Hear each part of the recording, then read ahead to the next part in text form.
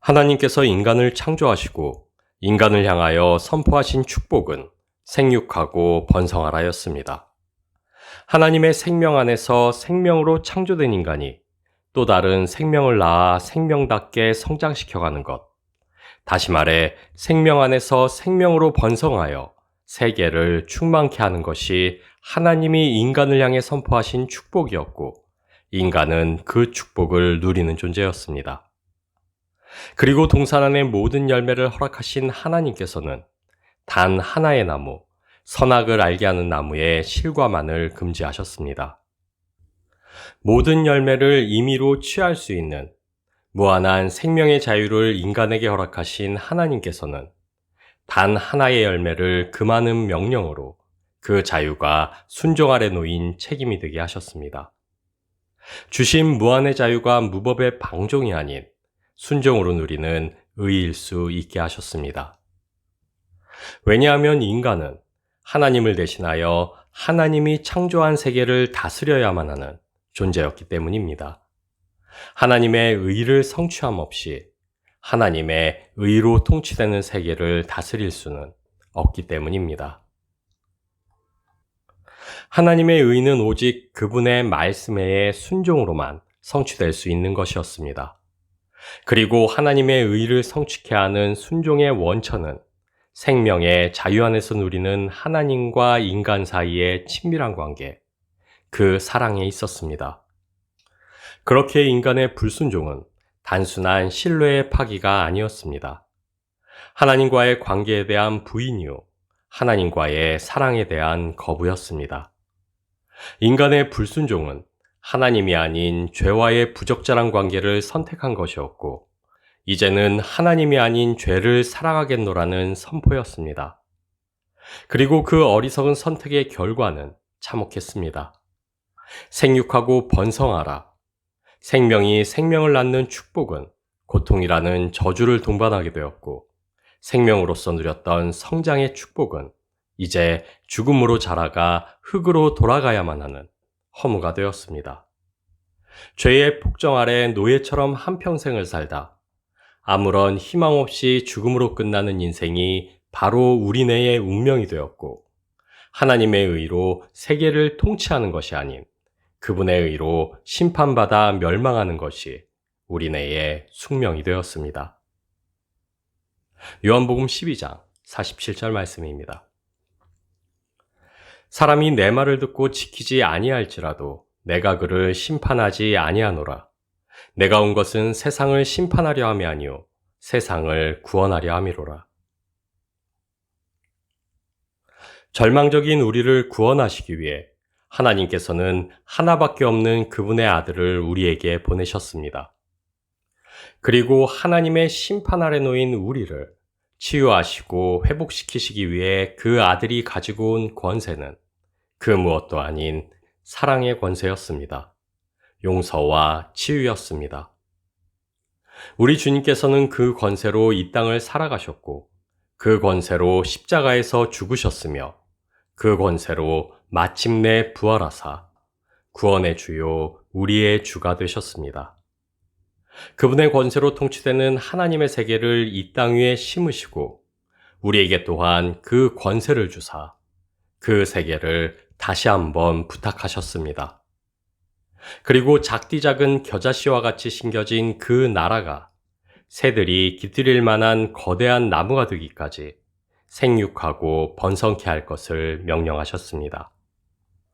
바리새인과 사두개인들의 누룩이 아닌 오직 사랑의 권세로 그 나라가 가루 서말 속에 갖다 넣어 전부 부풀게 한 누룩과 같게 되게 할 것을 부탁하셨습니다.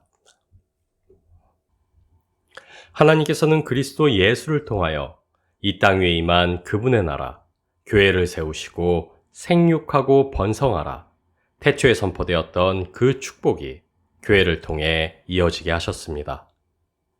교회 안에서 그리고 교회 밖으로 생명이 생명으로 자라 새로운 생명을 낳는 그 축복이 계속되게 하셨습니다. 생명의 복음을 통해 죽음 아래 놓인 세상이 구원의 빛을 보게 하사 생명이 번성하게 하셨고, 생명의 복음 안에 있는 이들이 풍성한 생명으로 또한 자라가게 하셨습니다. 베드로전서 1장 23절 말씀입니다. 너희가 거듭난 것은 썩어질 씨로 된 것이 아니요 썩지 아니할 씨로 된 것이니 살아있고 항상 있는 하나님의 말씀으로 되었느니라. 우리는 이제 생명의 복음을 전함으로 생명을 번성케 하는 이들일 뿐만 아니라 그리스도 예수 안에서 풍성한 성령의 열매를 맺어 생명으로 자라가는 인생들로 부르심을 받고 있습니다. 생명 안에서 생명으로 나아진 우리는 또한 생명으로 자라 생명의 열매를 맺는 이들이 되었습니다. 예수 그리스도께 접붙임된 가지들 하나하나가 탐스러운 열매를 맺어 거대한 생명나무로 자라가는 교회로 부르심을 입게 되었습니다. 교회는 생명으로 충만하며 생명으로 자라가야만 합니다. 그리고 이것은 우리 안에 뿌려진 생명의 말씀이 풍성하게 결실하게 될 때 비로소 가능한 것입니다. 그래서 우리는 우리로 살게 하며 자라가게 할 능력 있는 말씀을 바라고 또 사모합니다. 내게 도전을 주며 회개케 하며 전율케 할 특별한 말씀을 구하고 찾고 두드립니다. 그러나 주님이 오신 이후 2000년 동안 생명의 말씀에는 변함이 없습니다. 그것이 한치도 틀림없는 하나님의 말씀이기만 하다면 이미 모든 말씀은 하나님의 생명으로 충만합니다. 이미 말씀은 그 자체로 썩지 아니할 생명이요 능력이기에 그래서 말씀은 언제나 그 뿌려진 곳에 그 싹을 틔우며 열매 맺게 합니다. 그러나 그럼에도 우리가 기억해야만 할 것은 우리가 당면하고 있는 문제의 원인은 말씀 자체가 아닌 우리 자신들에게 있다는 사실입니다. 우리 안에서 싹을 틔우고 자라난 그 말씀이 얼마만큼의 결실을 맺게 될 것인가 하는 것은 우리에게 달려있다는 사실입니다. 더러는 좋은 땅에 떨어짐에 자라 무성하게 결실하였으니 30배나 60배나 100배가 되었느니라. 동일한 씨앗이 뿌려진다 할지라도 그 씨앗이 심겨진 땅이 어떠한가에 따라 그 결실이 달라지듯 우리 안에 심겨진 말씀이 얼마나 풍성한 결실을 맺게 되느냐의 문제는 오히려 우리 마음밭의 상태에 달려 있습니다. 우리는 능력의 말씀을 구하고 찾지만 사실 우리가 주목하여 간절히 바라야만 하는 것은 그 생명의 말씀을 풍성함으로 결실케 할 좋은 마음의 밭입니다. 다시 한번 말하지만 하나님의 말씀은 그 말씀이 온전한 말씀으로 선포된다는 전제하에 언제나 변함없이 그분의 생명으로 충만합니다. 그렇게 참으로 우리가 구하고 찾고 두드려야 할 것은 말씀의 능력이 아닌 그 말씀의 능력을 싹 틔우고 자라게 할 수 있는 마음의 밭, 좋은 땅으로서의 우리 자신입니다. 누가복음 19장 22절 말씀입니다. 주인이 이르되 악한 종아 내가 내 말로 너를 심판하노니 너는 내가 두지 않은 것을 취하고 심지 않은 것을 거두는 엄한 사람인 줄로 알았느냐. 자라게 하시는 분은 오직 한 분, 하나님이십니다. 그러나 심고 물을 주는 수고는 우리의 몫입니다. 우리에게 생명을 주시고 생명으로 역사케 하시는 분은 하나님이십니다. 그러나 그 생명이 풍성한 생명으로 열매 맺을 수 있게 하는 것은 우리의 몫입니다. 뜻을 세우고 이루시는 분은 하나님이십니다. 그러나 그 뜻에 순종하는 것은 분명한 우리의 몫입니다. 내 부모를 공경하라. 그리하면 내 하나님 여호와가 내게 준 땅에서 내 생명이 길리라. 주신 계명대로 부모를 공경할 때 생명을 풍성히 누릴 수 있게 하시겠다 약속하신 하나님이십니다. 그러나 이 말씀이 교훈하는 바가 주신 계명 중에 오직 부모 공경만이 우리의 생명과 연관된 것이라는 의미는 아닐 것입니다. 오히려 이 땅에서 선택받은 이가 누리게 될 생명의 풍성함이 오직 계명의 순종에 달려 있다는 말씀일 것입니다. 여호와께서 번제와 다른 제사를 그의 목소리 청종하는 것을 좋아하신 같이 좋아하시겠나이까? 순종이 제사보다 낫고 듣는 것이 수량의 기름보다 나으니.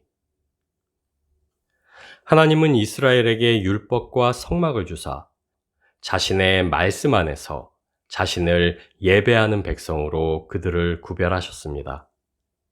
성막에서 드려지는 제사는 하나님의 말씀에 한치의 어긋남도 없어야만 하는 것이었고, 임의로 그 방식을 바꾸거나 생략하거나 더하는 것 없이 하나님의 말씀대로 드려져야만 하는 것이었습니다.